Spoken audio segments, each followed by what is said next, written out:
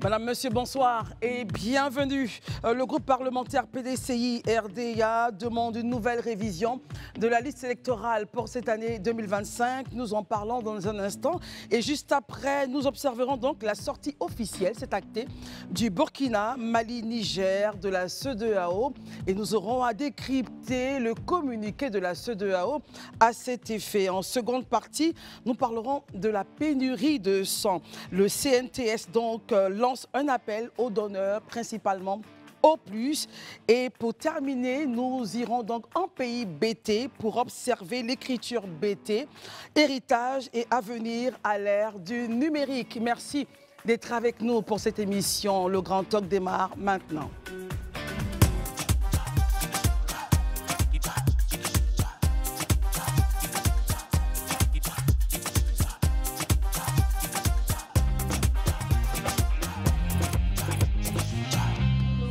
C'est toujours un plaisir pour nous d'être en votre compagnie chaque soir à partir de 19h jusqu'à 20h25. Merci d'être avec nous pour ce jour. Nos amis qui nous accompagnent sont encore là. Isha Krifi, bonsoir. Bonsoir Christelle. Merci d'être là. Merci beaucoup. Élisée, juste, pardon, rapidement, oui, je vous en adresser prie. un mot à la RDC, dire qu'on pense à eux et on espère que cette guerre trouvera son épilogue dans pas longtemps. Merci, merci, merci infiniment. Élisée Boloube, bonsoir. Bonsoir Christelle, bonsoir chers amis sur le plateau, bonsoir chers téléspectateurs. Margus Komoé, heureuse de vous avoir ce soir. C'est partagé, merci Christelle, bonsoir à tous et à toutes. Daouda Koulibaly, bonsoir et merci d'être là. Bonsoir Christelle, bonsoir à tous et bonsoir chez vous. Nous rappelons donc les propos du groupe parlementaire PDCI qui estime que selon la loi, la révision de la liste électorale doit se faire chaque année et qu'une ligne de budget de près de 27 milliards de francs CFA est déjà prête à cet effet. Le président de la CEI, quant à lui, donc, lorsqu'il s'adressait devant le barreau de Côte d'Ivoire, estimait que la loi ne dit pas que la révision doit se faire avant les élections. La loi dit que la révision doit se faire chaque année, donc elle peut se faire après les élections. Le groupe parlementaire a également insisté sur le dialogue, appelant donc le président de la République à ouvrir le dialogue fraternel entre le parti au pouvoir, évidemment, et l'opposition. Aïcha Krifi, quels commentaires et analyses faites-vous de ces deux points?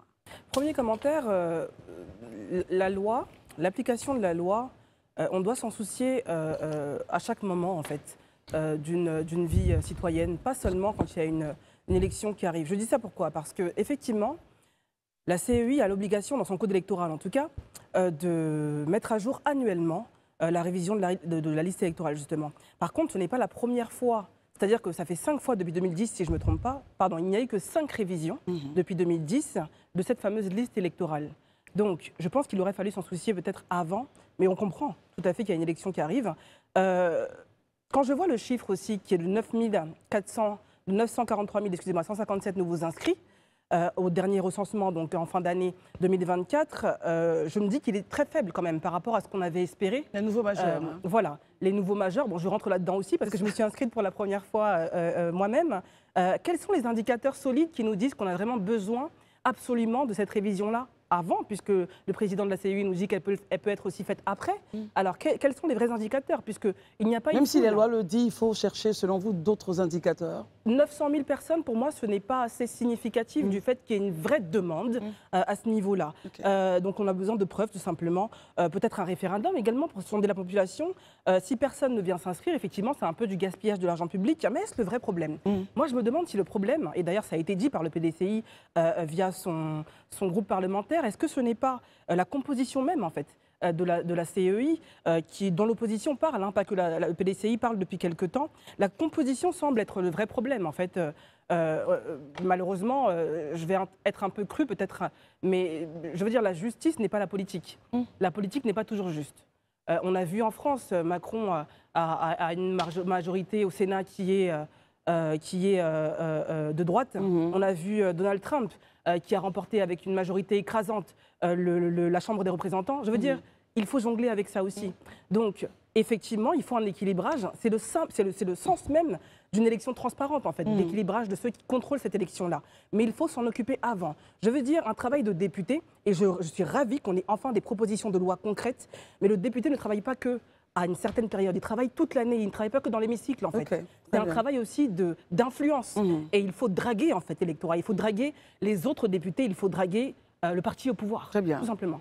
Alors pour vous, donc, Aïcha Crépy, les chiffres résultant de la dernière révision de la liste électorale ne suggèrent en rien qu'il y a une grosse demande à l'effet donc de pouvoir rééditer l'exploit, même si la loi le C'est demande. très léger. Merci beaucoup, Aïcha. Élisée, votre point justement sur le sujet.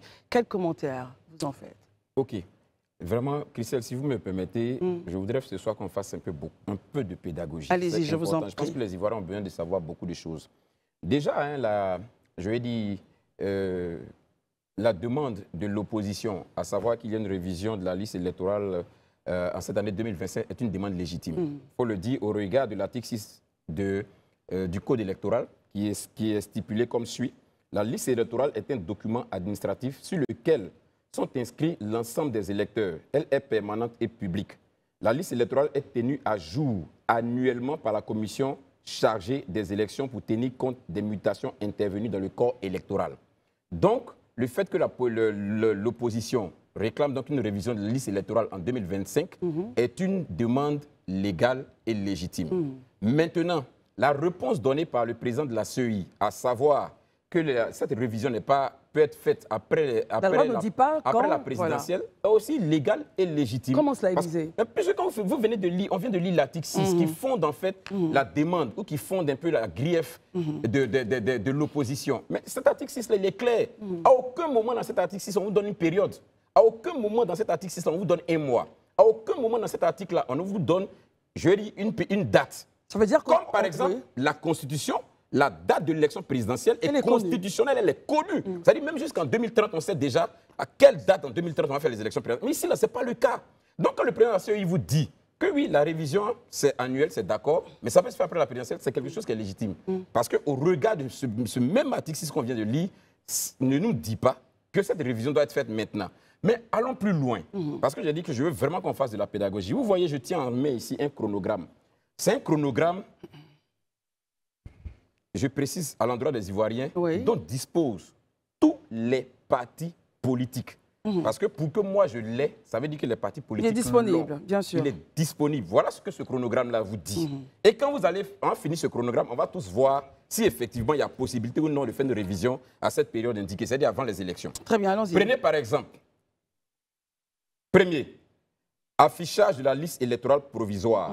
Ça doit se faire en 5 jours. Pour ne pas dire 5 jours. Soit du 1er au 5 mars. au 5 mars.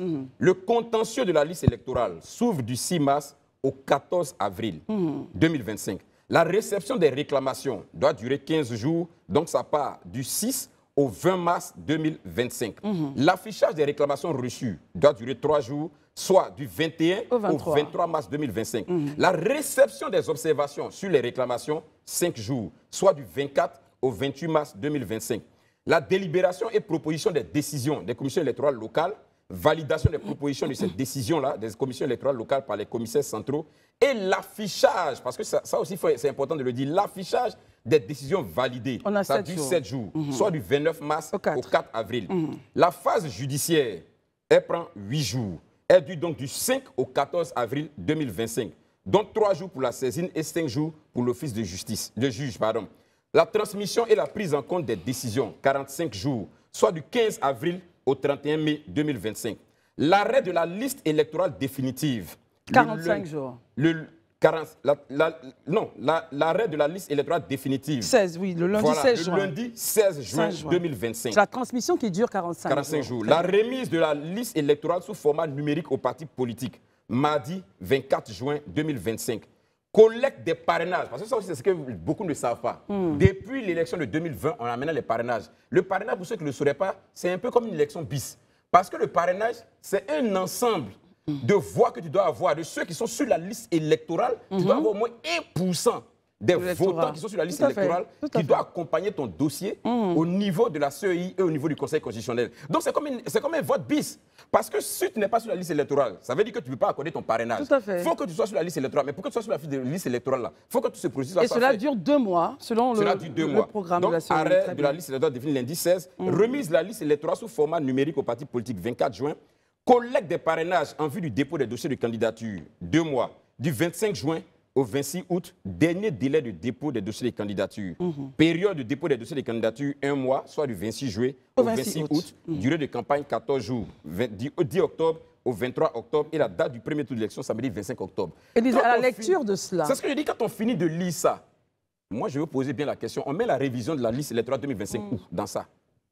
Et je vous informe que ça a été pris d'un commun accord avec les partis.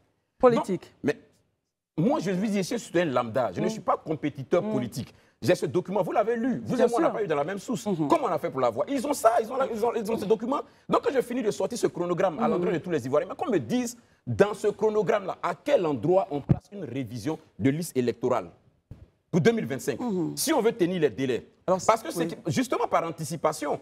Et ça encore, les partis politiques, il faut qu'ils aient l'honnêteté. Mais justement, s'ils ont le chronogramme, pourquoi est-ce qu'ils demandent justement la révision? Mais c'est ça, je termine. Et ça, il faut qu'on soit honnête. Par anticipation, justement, quand la révision de la liste électorale était ouverte en octobre, avec les partis politiques et la CEI, ils sont convenus de quoi? De permettre que ceux qui n'ont pas la majorité, mais qui auraient la majorité à fin février 2025, puissent s'inscrire sur la liste. Donc, sur cette liste-là, ceux qui sont allés se faire enrôler, il y a des gens qui n'avaient pas 18 ans révolus, mais qui étaient dans 17 ans, mais qui auraient 18 ans révolus en février. Mais c'était un prélude à tout ça. Et comme, pour revenir un peu sur ce que, comment on appelle, Aïcha disait tout à l'heure, quand on finit, on sort avec pratiquement 900 000, 800 et quelques mille pratiquement de 943 157. Quand je vois l'attitude, excuse-moi, mais le commentaire que j'ai quand je regarde un peu l'attitude des partis d'opposition, on a l'impression qu'ils sont dit implicitement que cette liste-là, c'est une liste qui est acquise au RHDP. Mais eux disposent de quel élément pour le savoir? De quel élément factuel disposent-ils pour savoir que cette liste-là est une liste acquise ou favorable au RHDP? Bien évidemment, ils vous diront que mais on a boycotté les processus électoraux depuis 2015, depuis 2011. Donc, sur cette base-là, on est sûr qu'on n'a pas suffisamment de membres sur la liste. Alors, mais ça, on s'en prend à qui devant cette situation? À qui doit-on s'en prendre? Alors, Élysée, justement, la question pour moi fondamentale est la suivante. Si tant est que vous nous dites que ce chronogramme a été partagé aux différents acteurs politiques, le groupe parlementaire PDCI qui fait donc la demande que le budget est déjà disponible, la ligne de budget est disponible, 27 milliards, il faut absolument, de façon impérative, que la CEI puisse procéder à une nouvelle révision. Oui, mais vous et moi, on est alignés. Je vous ai dit tout à l'heure que la demande de l'opposition est une demande légale et légitime au regard de l'article 6 du Code électoral qui dit que la révision est annuelle. Là où se pose le bas blesse, est-ce que la révision peut se faire avant l'élection présidentielle? Voilà tout le problème. Et quand on sort ce chronogramme-là, vous et moi, si on est objectif, qu'on ait un minimum quand même d'honnêteté, on reconnaît que la révision ne peut pas se faire dans cette période. Parce que tout est minutieusement calculé. Christelle, je vous donne une information. Est-ce que vous savez que pour oui, on termine dessus. Est-ce que vous savez que pour la révision de la liste électorale qui a eu lieu en octobre, d'octobre à novembre 2024, est-ce que vous savez que c'est maintenant là que les dernières tablettes de nos compatriotes qui sont à l'étranger sont arrivés? Et ça, c'est dû à qui? C'est la faute à qui? Ce n'est pas une affaire de faute. C'est la responsabilité. Ce n'est pas une affaire de responsabilité, c'est normal. Parce que justement, quand ils finissent de s'inscrire, il y a des tris qui sont faits. La commission électorale locale là, a un travail à faire d'abord. Et à la suite de ça, les éléments seront transférés. Donc ça prend du temps. Imaginez donc que c'est maintenant là, on est en train de recevoir la liste, les tablettes de ceux qui sont à l'étranger. C'est maintenant qu'on reçoit les dernières tablettes. On va les actualiser. Élysée, est-ce que le processus n'est pas lourd et on termine là-dessus? Est-ce que le processus n'est pas lourd? Comment faire pour l'alléger, pour aller un peu plus vite? Le processus, vous et moi, on est d'accord que le processus, il est lourd. On peut le rendre beaucoup plus allégé.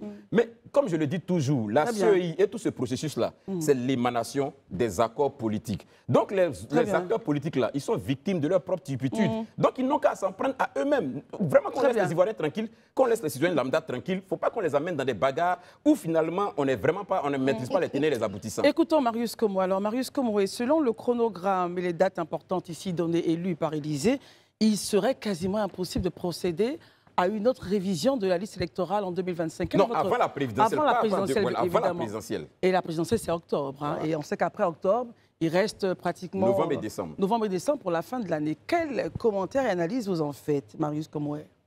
Si on s'en tient aux propos de M. Boloubeu, Élysée, oui, avec les dates, tous les responsables, que je vous donne. Tous ces responsables des partis politiques, députés et autres qui se sont prononcés en sollicitant une révision de la liste électorale pour 2025, avant les présidentielles de 2025, ne sont pas véritablement en possession de leur faculté mentale.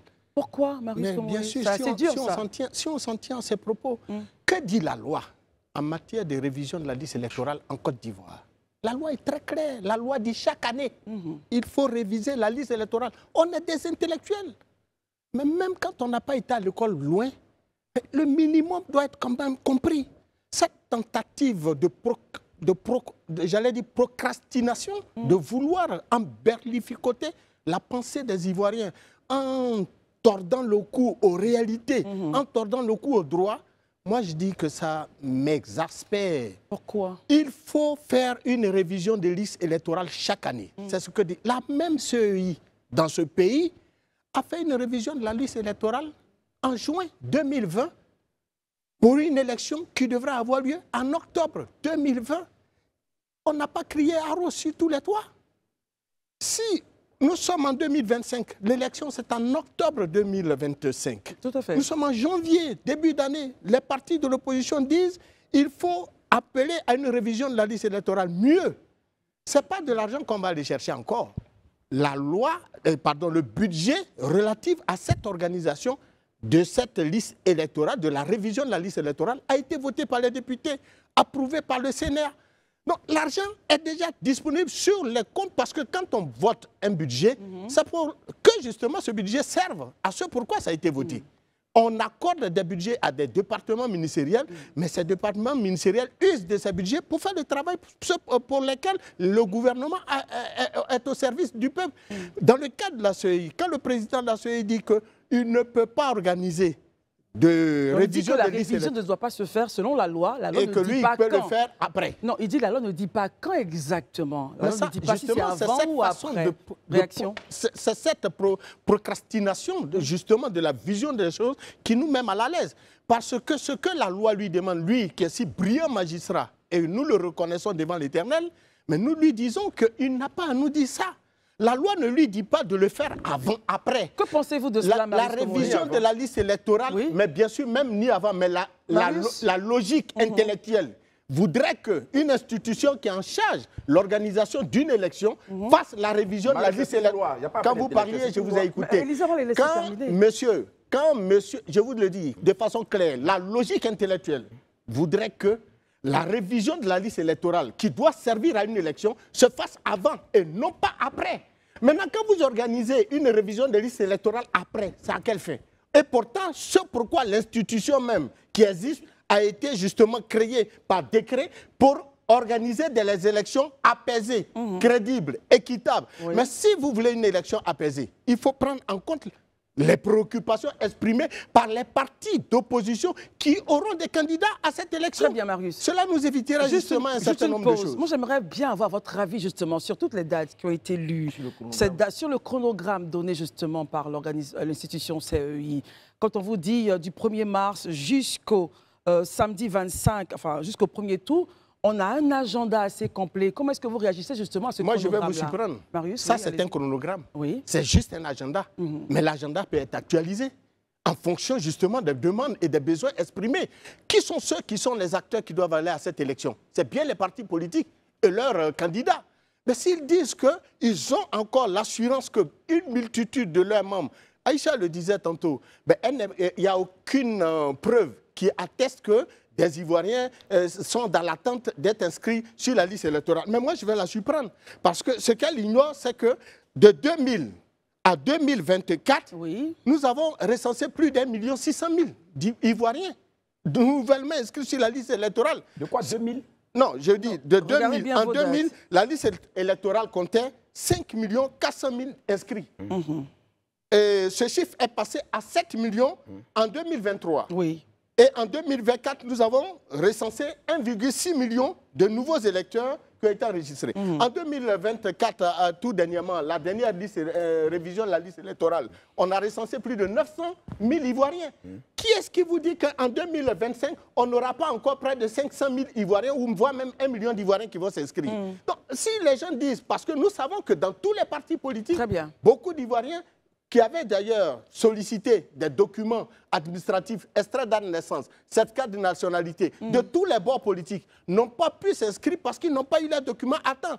Donc, si en révisant la liste électorale en 2025, ça peut nous permettre de recenser ne serait-ce que 200 ou 300 000 Ivoiriens nouvellement encore inscrits sur la liste électorale. En quoi ça constitue un problème pour le président de la CEI et son institution?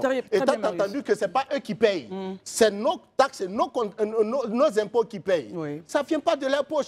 Lui, il a été nommé avec son institution, ses secrétaires et autres, et ainsi que ses commissaires, pour organiser des élections crédibles. Et l'élection crédible part par une liste électorale consensuelle, acceptée de tous. Merci Marius. Permettons justement à Daouda d'avoir son point. Daouda, vous avez écouté Aïcha, Élisée, surtout Marius qui est près de vous. Comment est-ce que finalement vous réagissez à ce point, je ne dirais pas la guerre des calendriers, mais la possibilité demandée par l'opposition donc d'avoir une RLE, une révision de la liste électorale en 2025? Je pense que je vais essayer de faire comme Élisée. Élisée a fait de la pédagogie.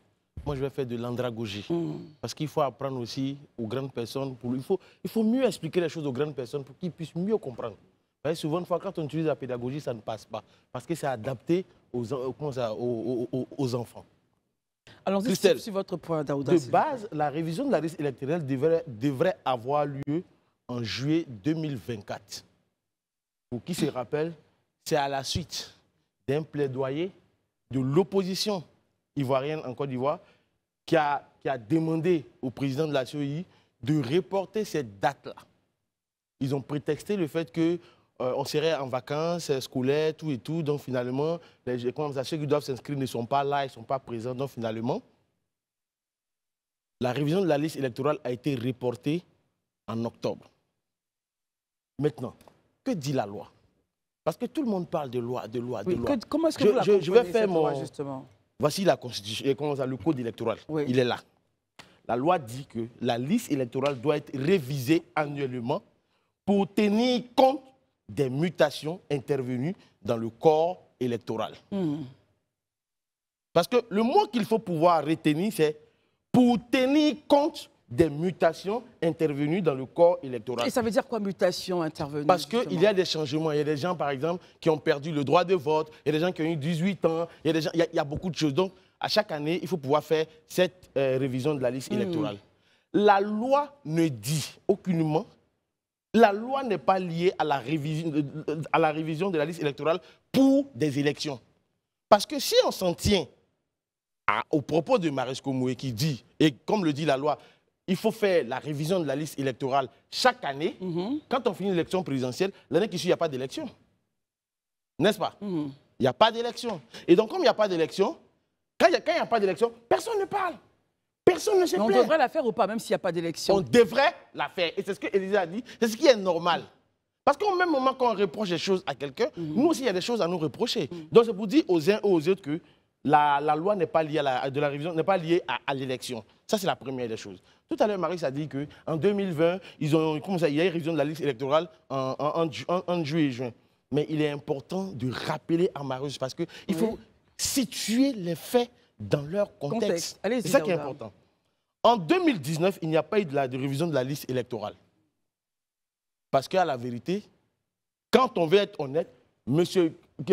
Ibrahim Amadou Kuibier a été nommé quand? En 2019. Parce qu'il devait venir organiser les élections de 2020. Il a pris effectivement fonction en septembre 2019 pour organiser les élections. Pour mettre en place la machine, il a fallu du temps pour que la mayonnaise puisse prendre. Et finalement, c'est pour cette raison qu'en juin-juillet, il y a eu, comment on appelle ça, révision de la liste électorale. Maintenant, ce que je mets, en fait, ce que personne ne veut mettre ici aujourd'hui en évidence, c'est que techniquement, les parrainages qui ont été faits pour 2019 ont été faits sur la base d'une liste provisoire. Or, il faut pouvoir faire le parrainage sur la base de la liste définitive. Donc la CEI dit cette année, non, on n'a pas envie de faire ce genre d'erreur-là. Et donc, d'où le chronogramme qui a été donné. Tout à l'heure, Élisée a donné une information que moi-même, je n'avais pas. Les tablettes des gens de l'étranger, c'est maintenant que ça arrive. C'est pour dire que techniquement, je me dis, analysons les faits de façon froide. Soyons froids, factuels, mais surtout cruels dans notre analyse. Donc, selon vous, on ne pourra pas. Je ne dis pas qu'on ne pourra pas. Si on l'avait fait normalement entre juin et juillet, je pense que à cette période-là, on pourrait le faire. Mais là, il y a un chronogramme qui est bien fixé et haute. Donc, pour ma part, les politiques ivoiriennes, je ne vais pas dire la politique ivoirienne est marquée par une polarisation extrême où chaque camp reste campé sur sa position. Et j'ai comme l'impression que nous sommes dans un débat de sourds où personne ne veut écouter l'autre.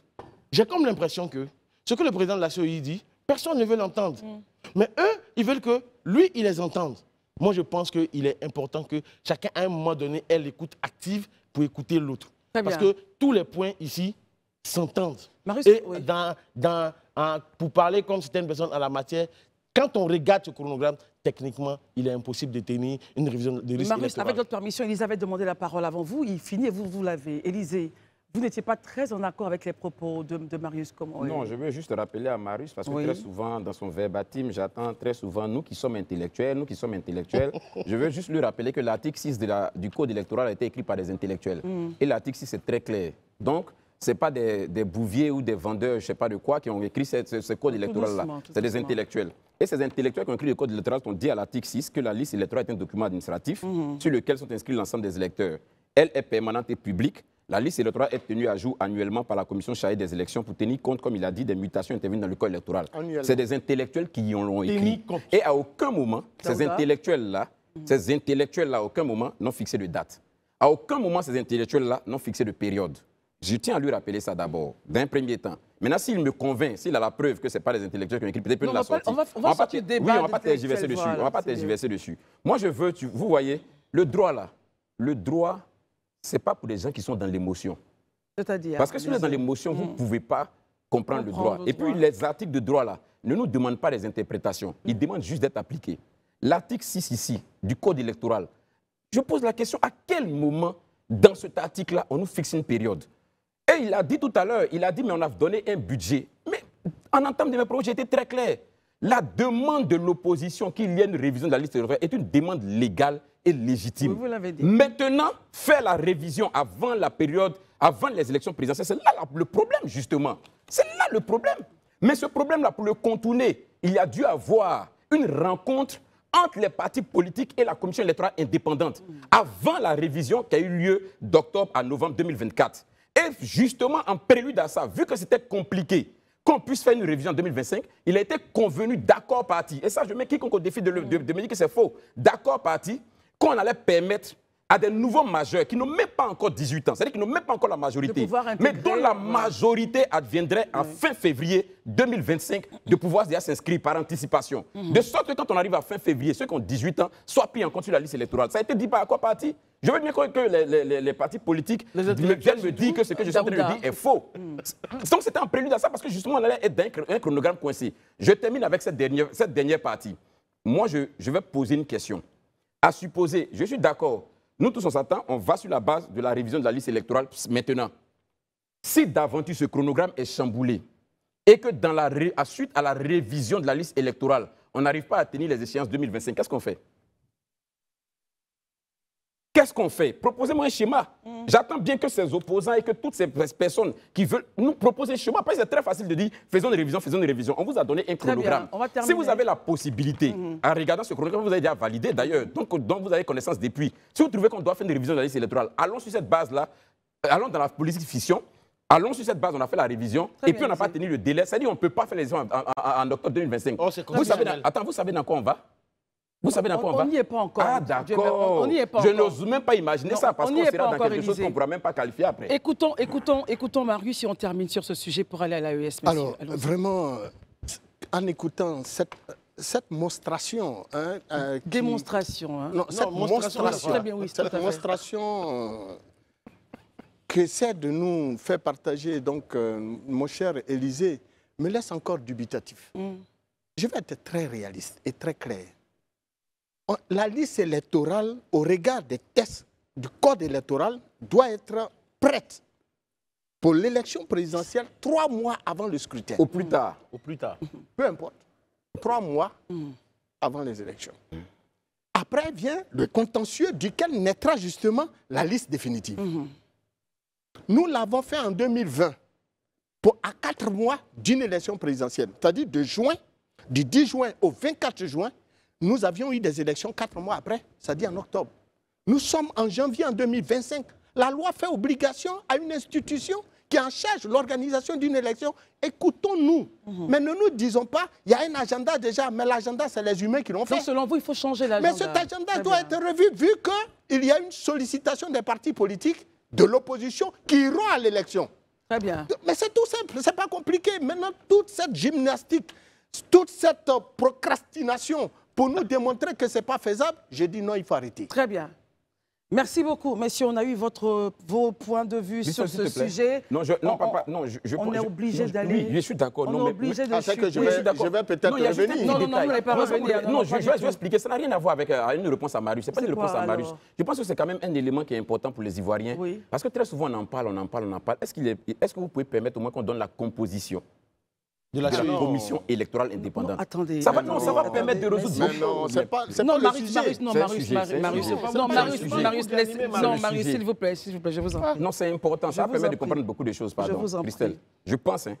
Allez-y, Élisée. OK, merci beaucoup. C'est gentil. OK, la composition de la commission électorale. La commission électorale est composée comme suit, de 18 membres. Kone Sourou, qui représente le président de la République. Ibrahim Bayo, qui représente le ministère de la Sécurité. Kwame Adjoumani Pierre, la plateforme des organisations de la société civile pour l'observation des élections Côte d'Ivoire, Poésie, société civile. Sanogo Salimata, épouse Porquet, plateforme des femmes et jeunes pour la paix, la démocratie et la gouvernance, société civile. Yoli Bikone Klendio Marguerite, plateforme des organisations de la société civile pour des élections apaisées. Julien Fernand Gauze, groupe de plaidoyer et d'élection pour une transparence électorale. OK. Société civile. Si la liste est assez longue, c'est 18, c'est fini, c'est pas long. 18 seulement. Est-ce qu'on peut avoir peut-être les organisations, pas les noms? OK. Il y a les organisations de la société civile. Voilà. Bon, si vous voulez, c'est 18 membres. Voilà. Dans les 18 membres, il y a 5 qui représentent l'opposition. Il y a 5 qui représentent le parti au pouvoir. Il y a un qui représente, les organisations civiles, il y a un qui représente la magistrature, le Conseil supérieur de la magistrature. Et chose que peut-être beaucoup d'hommes ignorent. Parce que très souvent, quand on entend M. Cuibier parler, les gens ont toujours, quand ils parlent de M. Cuibier, ont tendance à l'envoyer dans le camp présidentiel. Mais figurez-vous que M. Cuibier, c'est le représentant du Conseil supérieur de la magistrature. Et il était élu par le bureau central.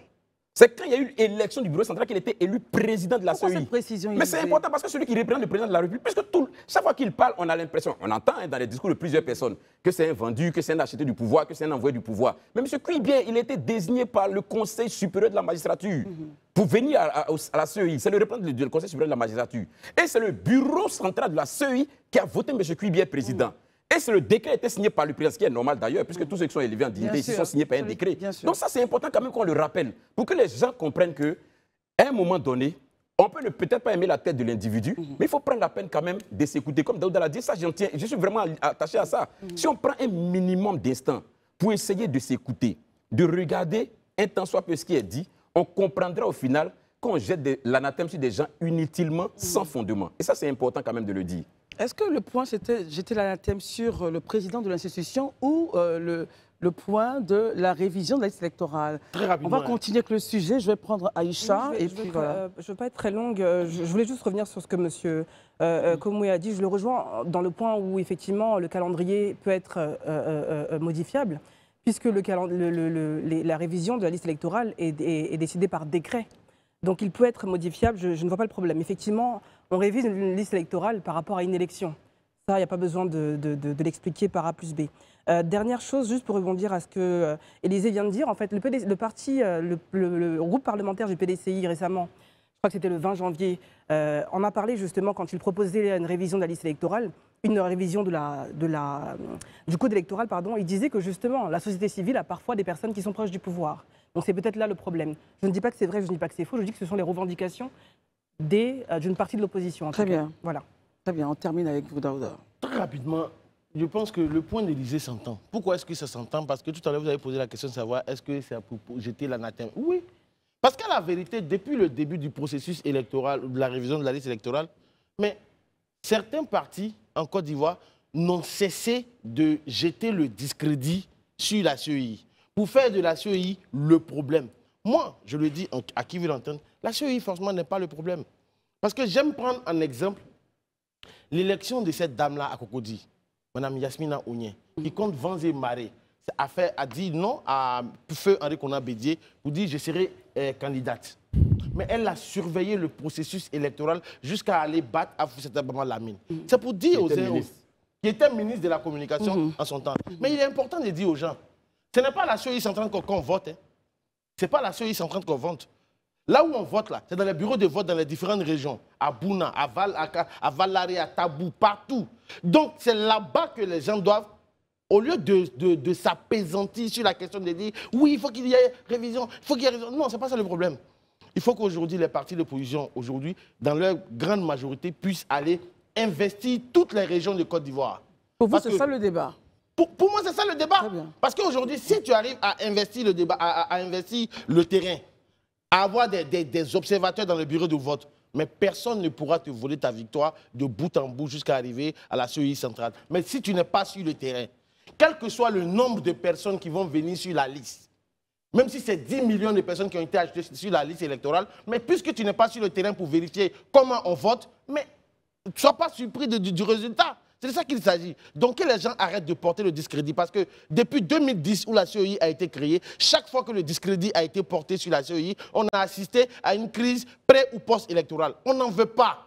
Les Ivoiriens sont fatigués. Les Ivoiriens sont épuisés. On n'en veut pas. Qu'ils aillent aux élections, que le meilleur gagne. Point barre. Marcus, votre point là-dessus? Une chose est d'investir le terrain. Une autre est de voir ces militants et ces militantes être inscrits sur la liste électorale. On peut être sur le terrain, on peut sensibiliser ces militants et ces militantes, mais d'abord, il faut bien qu'on ait une liste électorale qui permet aux uns et aux autres d'être d'accord et être rassurés qu'ils ont chacun en ce qui le concerne. On ne parle pas du camp de l'opposition parce que cette révision de la liste électorale sera également bénéfique au régime au pouvoir. Donc, tout et chacun y gagne. Tout ce que nous demandons, c'est le respect de la loi. Nous, population de Côte d'Ivoire intellectuelle, nous disons... nous, on n'est pas intellectuels. Daouda, laissez-le terminer. Non, j'ai juste posé une question. Non, mais laissez-le terminer. Tout à l'heure, tu parlais de nous. Moi, je dis aussi nous. Mais quand on dit nous, là, on parle effectivement de tous ceux qui pensent comme moi. Parce que dans les faits... Daouda, on va l'écouter, s'il vous plaît. Les députés du PDCI qui se sont exprimés pour demander la révision de la liste électorale, toute cette opposition, moi, je ne suis pas membre de l'opposition, mais je suis d'accord avec eux parce que tout simplement, la loi l'exige. La loi dit chaque année, il faut... Alors, évitons les contorsions intellectuelles pour essayer de donner... Un monsieur comme Koulibaly Kluivert, personne ne peut aujourd'hui douter de ses compétences en tant que magistrat. Mais nous disons qu'il applique la loi. C'est tout. Et la loi s'impose à lui et à son institution d'organiser la révision de la liste électorale chaque année. C'est tout, point barre. L'argent est disponible, ça vient de la poche et des porte-monnaies des Ivoiriens. Merci beaucoup. Ce n'est pas en répétant à tue-tête que l'argent est disponible, l'argent est disponible. Daouda, allez-y. La révision de la liste va se faire. Marie Koumoui, je pense que c'est vrai, ce n'est pas en martelant à la télé. Oui, l'article 6 du Code électoral dit. L'article 6 du Code électoral est clair en la matière. Il faut effectivement faire la révision de la liste électorale chaque année. Donc c'est bon. Pour tenir compte. Parce que le débat, il est trop. Marius, il faut que vous puissiez vous entendre. Hein. Non, vous l'avez écouté, il faut écouter maintenant Daouda. À chaque moment, tu aimes utiliser ce vocable intellectuel. Un intellectuel, il ne lit pas à moitié. Une phrase commence par une lettre majuscule et se termine par un point. On ne sait pas ça du quoi. Allons au sujet. Oui. Il commence par une lettre majuscule et se termine par un point. Très bien, merci Daouda. Le temps de lire tout l'article. Et on se retrouve pour la seconde partie de ce temps d'antenne. Vous êtes avec nous pour la seconde partie de ce temps d'antenne. Nos amis sont toujours en notre compagnie. Daouda, Marius, Élisée et Aïcha. Nous a rejoint le docteur Yao Patrice, vous êtes médecin spécialiste de transfusion sanguine, directeur des structures déconcentrées au Centre national de transfusion sanguine. Et avec vous justement, nous allons parler du besoin en sang, la pénurie de sang. Il faut dire que la Côte d'Ivoire a besoin annuellement de 300 000 poches, ce qui représente 1% de la population ivoirienne. Mais votre besoin est ciblé aujourd'hui vers les donneurs O+, bien que les autres donneurs soient sollicités. Alors concrètement, qu'est-ce qui se passe? Qu'est-ce qui ne va pas pour que vous puissiez faire cet appel-là? Docteur Yao, allez-y. Merci madame. Merci à Live TV de nous inviter sur son plateau. Avec plaisir. Alors, nous avons besoin de 300 000 poches au cours de l'année. Ces 300 000 poches représentent 1% de la population ivoirienne. Ouais. 1% de la population ivoirienne. Et durant le mois de janvier, nous avons constaté une baisse de nos stocks en ce qui concerne le groupe sanguin O positif. Et d'où l'appel que nous avons lancé sur les différents réseaux sociaux. Très bien. Juste pour les O positifs, vous avez besoin du sang O positif ou les autres groupes peuvent se présenter? Le besoin est plus accentué sur les O positifs, sinon tous les autres groupes sont concernés par le besoin. Donnez un peu la caractéristique du O positif, s'il vous plaît. Alors, le groupe sanguin O positif représente en fait la moitié de la population ivoirienne.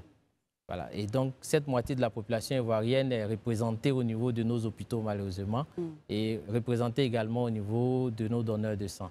Et donc, quand les besoins commencent à augmenter au niveau des hôpitaux, bien sûr, les besoins également en O positif vont augmenter. Aïcha, question? Oui, bonsoir monsieur. Concrètement, à quoi sert le don du sang, hein, pour imaginer un peu, pour qu'on puisse peut-être être plus sensibilisé, qu'est-ce qu'on en fait concrètement de ce sang-là? Alors, le don de sang, disons qu'on a certains de nos concitoyens qui, malheureusement, pour des problèmes de santé X ou Y, se retrouvent au sein de nos hôpitaux. Et pour pouvoir les soulager, on a besoin de leur faire une transfusion sanguine. Ce sont des patients anémiés, des patients souvent souffrant de cancer. Et la seule façon d'obtenir ce sang-là, c'est de passer par un don de sang. Très bien. C'est de pouvoir faire un don de sang. Et ce don de sang-là, c'est forcément un de nos concitoyens qui peut le faire. Élisée, question? Oui, moi, j'ai envie de poser la question de savoir comment aujourd'hui donner son sang et quelles sont les aptitudes dans lesquelles on doit être pour donner son sang. Moi, je peux entendre votre appel et je veux donner mon sang. Qu'est-ce que je dois faire ou comment je dois être pour que je puisse donner ce sang-là? Merci pour l'opportunité que vous nous offrez. Pour être donneur de sang, il faut avoir la majorité juridique. Il faut avoir 18 ans en Côte d'Ivoire. Il faut avoir 18 ans d'abord. Il faut se sentir en bonne santé. Et puis pour le reste, vous vous rendez dans un centre de transfusion sanguine. Nous en avons 32 répartis sur le territoire ivoirien.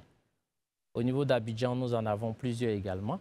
Et donc, il faut se rendre dans un de ces établissements de transfusion sanguine. Et dans cet établissement, vous avez un personnel qui va vous recevoir, va vous accueillir et qui va vérifier également certains éléments, certains paramètres qui vont permettre de nous dire si vous êtes apte à faire le don de sang ou alors si donner votre sang pourrait ne pas être adapté pour vous. Très bien. Daouda? Concrètement, moi, aujourd'hui, je sais qu'il y a quelque temps, le ministre de la Santé avait tapé du poing sur la table pour que le prix du sang soit de 3 000. C'est ça. La poche? Oui, la poche de sang. J'aimerais savoir s'il y a eu évolution ou bien si la mesure est véritablement respectée dans le privé comme dans le public. Merci. C'est vrai qu'il y a quelques années, nous avions des difficultés dans ce sens-là. Et le ministre de la Santé a pris sur lui de prendre un arrêté qui a uniformisé le prix de la poche de sang parce que les prix étaient disparates en fonction du type d'hôpital dans lequel le malade se trouvait. Et donc, on a eu une uniformisation du prix de la poche de sang qui est passé donc de ces différents tarifs-là à 3 000 francs. Et ce tarif-là, il est respecté dans l'ensemble des hôpitaux. Lorsque ce tarif n'est pas respecté, vous avez des recours. Vous avez des recours. Au sein de l'hôpital, vous avez déjà le directeur de l'hôpital, mais lorsque vous n'avez pas une oreille attentive au sein de cet hôpital-là, vous avez le numéro vert du ministère de la Santé qui est le 143, que vous pouvez contacter H24 qui va vous répondre et régler le problème. Très bien. Si vous constatez que les prix annoncés par le gouvernement ne sont pas se pratiquer. sur place. Bien Très sûr. bien. Marius Komoé, question? En 2024, Oui. c'est une collecte de 298 000 poches de sang. C'est ça. Qu'en avez-vous fait au point de nous demander encore sur ce plateau de mobiliser les Ivoiriens par votre passage en vue d'une nouvelle collecte de poches de sang? Parce que 298 000 poches de sang, ce n'est pas rien. Alors, il faut dire que l'OMS estime les besoins d'une population à entre 1 et 3% de la population. Entre 1 et 3% de la population. En Côte d'Ivoire, les 1% correspondent aux 300 000. Mais on a encore du chemin pour atteindre les 3%. Et donc, c'est 298 000 poches que nous avons pu recueillir. C'est toute l'année 2024. Et donc, a servi à aider les populations au niveau de nos différents hôpitaux. Est-ce que vous avez des équipes mobiles pour aller vers les entreprises ou aller dans des espaces publics pour que les populations puissent directement venir vers vous au lieu d'aller toujours à Treichville? Bien sûr. N'étant pas possible d'être représenté dans toutes les communes du pays, nous avions, en plus de nos 32 structures, chacune de nos 32 structures est dotée d'une équipe mobile, de plusieurs équipes mobiles qui se déplacent pour aller vers les communautés. Et ces équipes-là peuvent parcourir plusieurs kilomètres pour aller vraiment collecter ce liquide précieux. Très bien. Nous sommes dans les dernières minutes, Aïcha. Non, je voulais simplement savoir comment est-ce qu'on fait pour savoir concrètement, encore une fois, si on est O positif, par exemple. C'est à la naissance et comment est-ce qu'on fait? C'est un examen de sang. Et cet examen de sang est déterminé lorsque vous faites le don de sang. D'accord. Ok, très bien. Moi, très Vous êtes O positif, Aïcha? B positif. B positif. Moi, je suis au moins, parce que je suis Mais concerné. attendez, quand vous demande la parole, je vous en Oui, prie, d'accord, messieurs, soyons Christelle. ordonnés, je vous en Moi, prie. j'ai voulu savoir mon Non, mon d'accord, statut. vous allez savoir juste après. Écoutons Élisée et ensuite vous aurez la parole pour savoir Merci, votre Christelle. statut. Je voudrais Élisée. juste demander, est-ce qu'il y a des risques à donner son sang? Ou autrement, y a-t-il des avantages à donner son sang? Alors, je vais dire qu'il y a des avantages à donner son sang. Vous donnez votre sang, vous avez un renouvellement de vos cellules. Parce que vous avez retiré une partie de vos cellules. Votre organisme va donc renouveler votre cellule. C'est le premier avantage. Le deuxième avantage, vous sauvez la vie de quelqu'un, vous redonnez le sourire à une famille, vous redonnez le sourire à une personne. Ensuite, le donneur de sang qui est régulier a des avantages au niveau du centre de transfusion sanguine, tels que la gratuité des produits sanguins lorsque lui-même en a besoin. Son conjoint, ses ascendants, c'est-à-dire son père, sa mère et ses enfants bénéficient de la gratuité des produits sanguins. Lorsqu'il a sa carte de Lorsqu'il donneur. a sa carte de donneur, qu'il est même donneur régulier, avec le système informatique, on permet de retrouver vos traces si vous n'avez pas votre carte. Marius, allez-y. Alors, je le disais, merci Christelle. Mon plaisir. Pour un individu comme moi, qui suis O positif et reconnu comme tel, à qui devrais-je pouvoir donner mon sang? Et comment, naturellement, je devrais le faire? Alors, vous donnez votre sang dans un centre de transfusion sanguine. La loi ivoirienne garantit l'anonymat du don de sang. Donc, vous ne pouvez pas savoir à qui votre sang va partir. Le centre de transfusion est le garant de cet anonymat. Donc, vous donnez votre sang et ce sang-là, après les analyses, sera transfusé à un patient X ou Y dans un hôpital. Je voulais plutôt parler des groupes sanguins à qui Alors, je pouvais. vous êtes plutôt O négatif, vous voulez dire. Alors, si vous êtes O négatif, sachez que vous êtes le donneur universel par excellence. Donc, vous avez la possibilité, votre sang a la possibilité d'être transfusé à tout le monde en globules rouges. Très bien. Et les O positifs, eux? Les O positifs également sont des donneurs universels, mais ils sont des donneurs universels dans le système positif, dans le système Rhésus positif. Daouda, question? Très rapidement, je sais que vous cherchez 300 000 poches de sang, c'est bien ça. Mais pourquoi est-ce que vous ne faites pas comme, qu'on appelle ça, dans d'autres pays, comme les donneurs de sperme, le faire payant? Je pense qu'il y aura beaucoup de personnes... Faire payant le don de sang? Oui, pourquoi pas? Il y a plusieurs types de dons de sang dans le pays, dans le monde. Il y a le don de remplacement, il y a le don rémunéré et puis il y a le don bénévole non rémunéré. Le don bénévole non rémunéré est le meilleur, qui offre de meilleurs résultats en termes de sérologie, en termes d'analyse médicale. Et donc, les deux autres types de dons sont proscrits par l'OMS, ne sont pas recommandés par l'OMS. Et la majorité des pays qui font du don de remplacement ou du don rémunéré sont tous en train de converger vers le don bénévole non rémunéré que la Côte d'Ivoire a choisi depuis 1960. Pour terminer, est-ce qu'il y a une période pour faire le don de sang où on peut se lever comme ça et aller faire son don?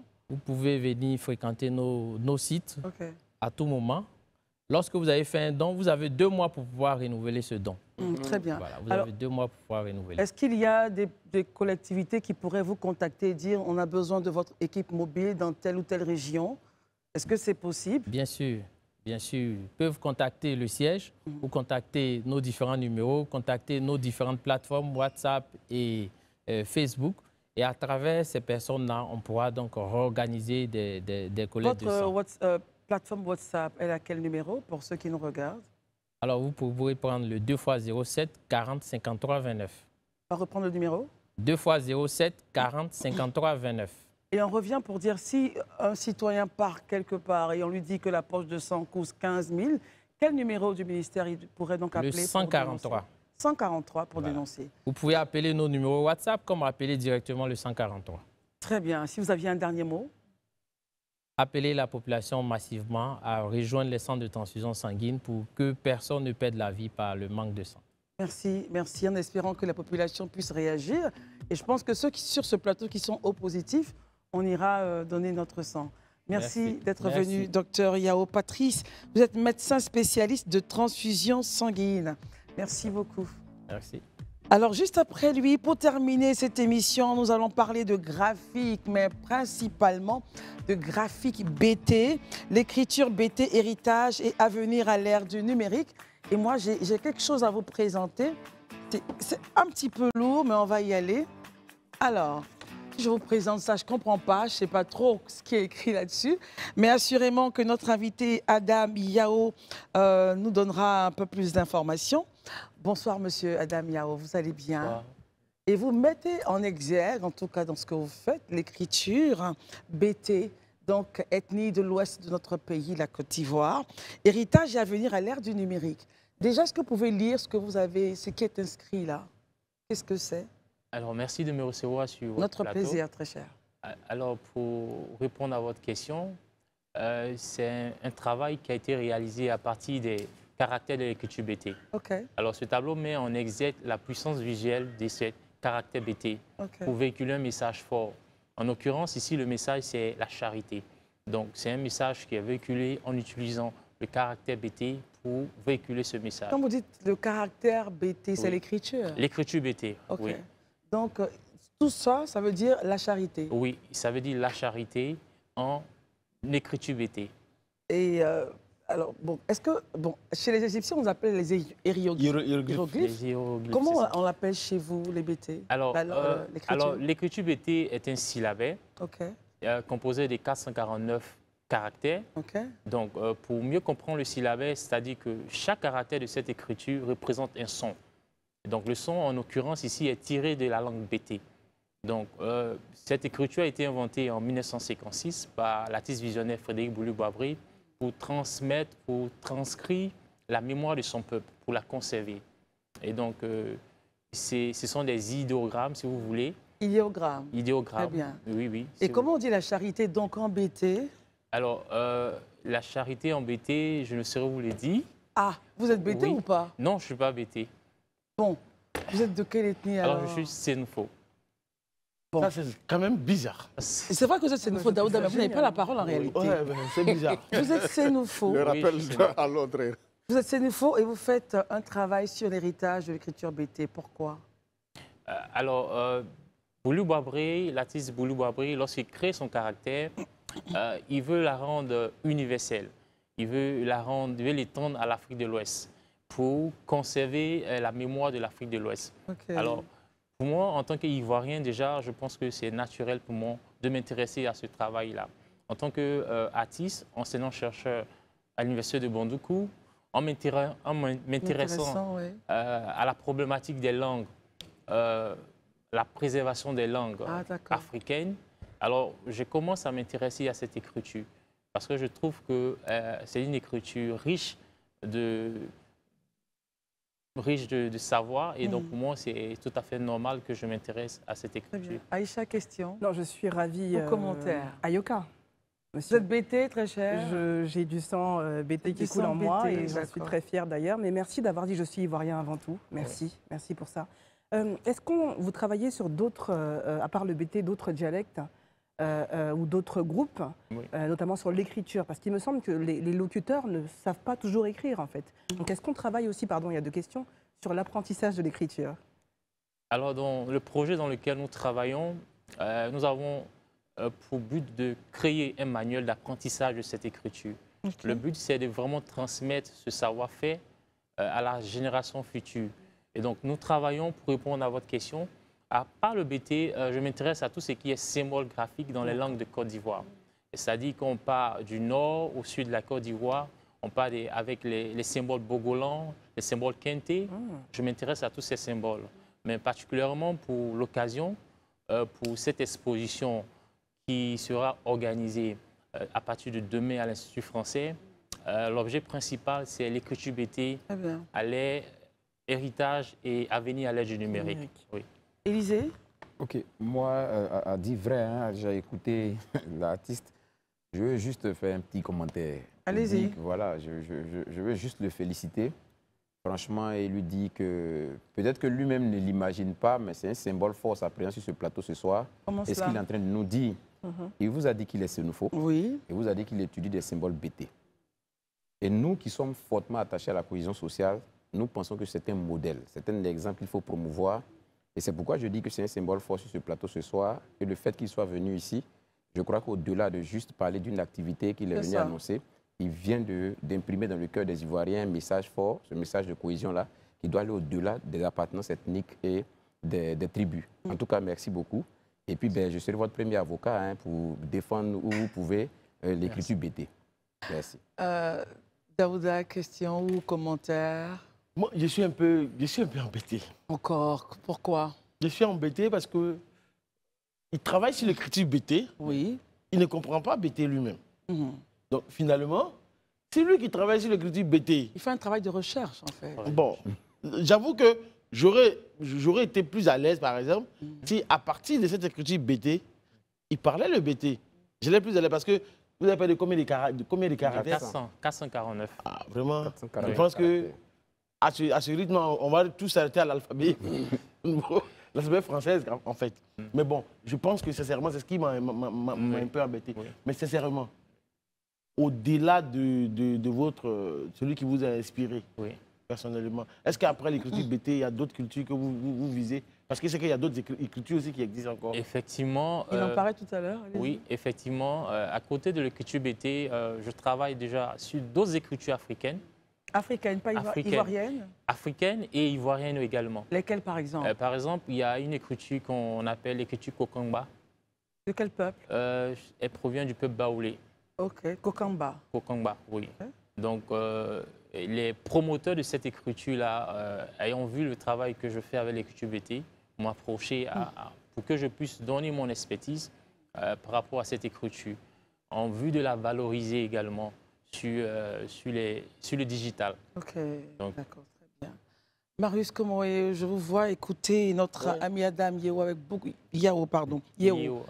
beaucoup d'intérêt, questions, commentaires. Non, parce que tout simplement, je reste assez admiratif. Eu égard d'abord à lui-même, sa propre ethnie, qui est Sénoufo. Oui. Un Sénoufo pur sang qui travaille sur l'écriture d'une langue qui n'est pas la sienne.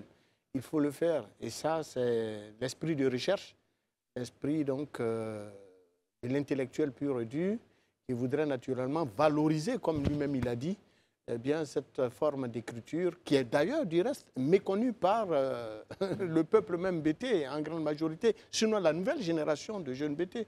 Et donc, c'est mes mots d'encouragement, des mots de soutien et de valorisation lui-même de son travail. Et je pense que ce vernissage permettra, à n'en point douter, au grand public de connaître le travail qu'il a bas et d'apprendre à ses côtés, justement, et de valoriser cette langue combien si belle qu'est le BT. La langue BT, bien sûr. Vous serez donc demain en vernissage à l'Institut français. À partir de quelle heure? À partir des 18 h demain, à l'Institut français. Et ça dure combien de temps? Alors, l'exposition dure à partir de demain jusqu'au 22 février. Jusqu'au 22 février. Au 22 février. Chaque soir à 18 h. Non, l'exposition sera disponible toute la journée, en fait. Toute la journée. Toute la journée, okay. Mais demain, c'est le vernissage. Ah oui. Et donc, je ne serai pas seul à cette exposition. D'abord, nous allons redécouvrir le travail de Boulou Babri à travers des prêts qui ont été accordés par les instituts comme le Musée des civilisations, la Rotonde des Arts, avec des collectionneurs privés également. Donc, c'est l'occasion pour moi de remercier ces personnes-là, ces institutions pour les prêts. Donc, on va redécouvrir le travail de Frédéric Boulou Babri avec des pièces originales. Et ensuite, on aura l'opportunité de voir mon travail, qui sont, en général, ce sont des tableaux graphiques qui mettent en exergue l'écriture BT. Mais à côté, il y aura également l'artiste Wissam, de son nom d'artiste Wihat 225, qui lui réinterprète... Wissam Saeg. Oui, c'est ça. Il réinterprète le travail de Frédéric Boulou Babri à travers une tablette graphique. Okay. Donc, ce sera intéressant de venir découvrir également son travail. Et la troisième personne, c'est Ali Mazé, qui, lui, s'inspire de l'écriture de Frédéric Boulou Babri et crée sa propre écriture. Okay. Donc, le public qui viendra aura de quoi avoir, sera enrichi par le travail qui sera proposé. Moi, je serai. l'occasion d'inviter les uns et les autres à venir visiter cette exposition. En tout cas, bravo. Merci. Mais vous parlez, vous, le Sénoufo? Alors, je parle un peu le Sénoufo. Ah, ok. Oui, Sénoufo d'où déjà? Korogo. Korogo. Oui. Et vous parlez un peu. Un peu. Est-ce que vous pensez qu'un jour, vous aurez à faire le même travail que pour le peuple bété? Oui, oui. Très bien. Comme je l'ai dit, je m'intéresse à tout ce qui est Vous culture êtes un ivoirienne. chercheur. Un culture, chercheur. donc ça. très ouvert. Oui. Mais on a Moi, terminé. je pense que vous gagnerez, vous aurez beaucoup de travail si vous allez à l'Ouest montagneux. On a terminé Il y a beaucoup de l'émission. symboles là-bas. Laissez l'Ouest et le... Élysée, on a terminé votre dernier mot avant le Alors, rendez-vous de demain. mon dernier mot, c'est vraiment d'adresser mes sincères remerciements à l'Institut français qui me donne l'opportunité de présenter cette exposition. Je voudrais, pour terminer également, étendre ces remerciements. En tant qu'enseignant-chercheur à l'Université de Bondoukou, je représente aussi une institution. Et c'est le cas pour moi de dire merci au professeur Ouattara Diakalidja, le président de l'Université de Bondoukou, au directeur de l'UFS Sciences des Arts. On va arriver au ministre. Hein. On va le laisser parler parce qu'on termine au tout à l'heure. directeur de l'UFS Sciences des Arts, un peu, voilà, Industrie parce qu'on culturelle et communication de l'Université de Bondoukou. Donc, merci beaucoup pour ce temps d'antenne. Merci. Ah oui. Et moi, je voulais juste lui dire merci à lui d'être ce symbole-là. Il ne se rend même pas compte, je pense, mais il est un symbole ce soir. Merci beaucoup. Alors, pour ceux qui aimeraient avoir le numéro du Centre national de transfusion sanguine, je vous donne le numéro. Donc, le 07 59 42 09 66. Alors, je reprends le 07 59 42 09 66. C'est cela. Le numéro WhatsApp du Centre national de transfusion sanguine pour tous ceux qui aimeraient avoir donc une unité mobile pour le don de sang, les entreprises et les collectivités, le 07 59 42 09 66. Voilà. Notre émission donc se termine. Merci Aïcha, Élysée, Marius, Daouda Koulibaly. Merci à vous Adam Yeo. Merci beaucoup. Félicitations, vous faites un travail excellent. Merci beaucoup. Merci de nous avoir suivis. Les programmes continuent sur Live TV. Bonsoir.